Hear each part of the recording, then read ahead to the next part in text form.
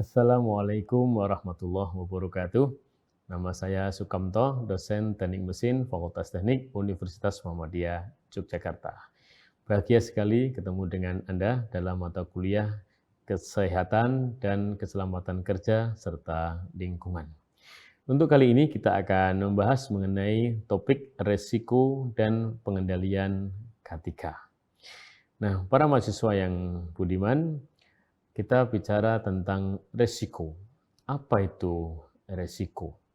Nah, resiko adalah ukuran kemungkinan kerugian yang akan timbul dari sumber bahaya atau hazard tertentu jika itu terjadi. Itulah resiko. Nah, maka risiko itu ada ukurannya. Maka nanti ada klasifikasi risiko ringan, risiko sedang, risiko tinggi. Nah, di dalam manajemen risiko, keselamatan kesehatan kerja itu meliputi proses identifikasi sumber bahaya, penilaian risiko, dan juga tindakan untuk menghilangkan serta mengurangi risiko secara terus-menerus. Lebih lengkap sebenarnya mengenai manajemen risiko ini ada standar internasional namanya ISO 31000 dan juga ada di ISO 9001 versi 2015 di klausul 6.1. Di sana ada pasal yang mengatur mengenai risk management secara singkat. Nah, pada kuliah ini kita tidak akan membahas terlalu dalam, tapi cukup di pengantar saja berkaitan dengan risk management itu yang di dalamnya ada risk assessment. Apa itu risk assessment? Risk assessment adalah sebuah proses menganalisa tingkat risiko, pertimbangan tingkat bahaya, dan mengevaluasi apakah sumber bahaya itu dapat dikendalikan. Juga mempertimbangkan segala kemungkinan yang terjadi di tempat kerja. Itulah namanya risk assessment. Nah, yang berikutnya ada juga yang disebut dengan risk analysis. Apa itu risk analysis?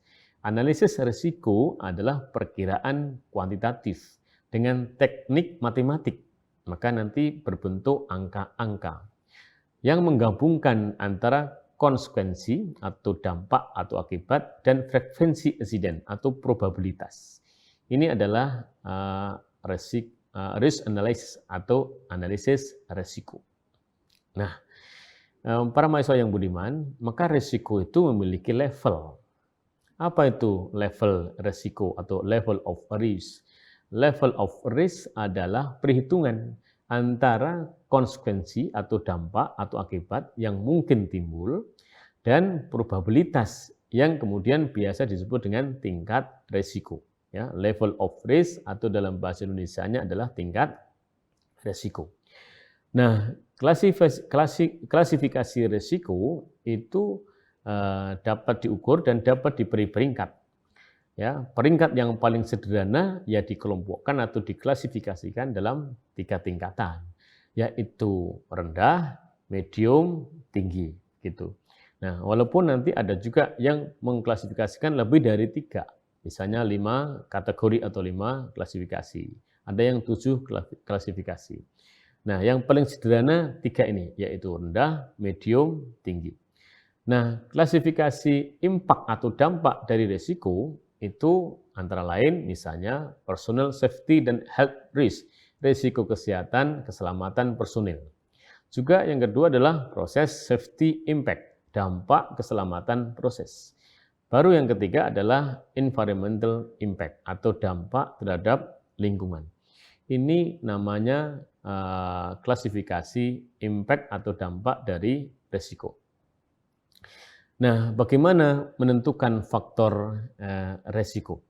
Nah, penentuan faktor risiko itu didasarkan atas yang pertama sifat pekerjaan, yang kedua berdasarkan lokasi kerja atau pekerjaan, yang ketiga berdasarkan potensi bahaya di tempat kerja, yang keempat didasarkan pada potensi atau kualifikasi kontraktor atau perusahaan yang memiliki pekerjaan itu, kemudian yang kelima berkaitan dengan pekerjaan itu simultan atau tidak, kemudian yang keenam berkaitan dengan lamanya pekerjaan, dan yang ketujuh berkaitan dengan pengalaman dan keahlian kontraktor tersebut.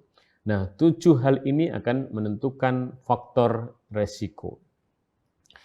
Nah, para mahasiswa yang budiman, resiko itu terdiri atas 2 dimensi, yaitu akibat atau konsekuensi. Yang kedua adalah kekerapan atau frekuensi atau tingkat sering dan jarangnya, gitu. Nah, sehingga resiko itu merupakan perkalian antara konsekuensi dikali dengan frekuensi. Nah, perkalian antara konsekuensi dengan frekuensi akan menghasilkan tingkat resiko. Nah, dalam tabel sederhana kita bisa mengilustrasikan seperti ini. Ya, jadi accident ada yang punya konsekuensi ringan, sedang, serius, gitu. Kemudian dari sisi frekuensi itu bisa kita kategorikan 3 juga. Yang pertama sulit atau tidak pernah terjadi, yang kedua adalah jarang, kemudian yang ketiga adalah sering. Nah, maka akan ada kombinasi perkalian antara kolom konsekuensi dengan kolom frekuensi. Misalnya ringan dikali sulit akan ketemu rendah. Sulit dikali sedang atau sedang dikali sulit akan ketemu rendah. Nah, tetapi walaupun sulit terjadi, tapi kalau sekali terjadi serius, maka bisa kita nilai itu sedang.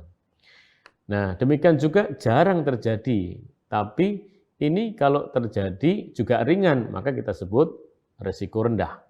Tapi ini jarang terjadi, tapi juga sedang resikonya kalau dampaknya. Kalau terjadi, maka kita bisa beri nilai sedang.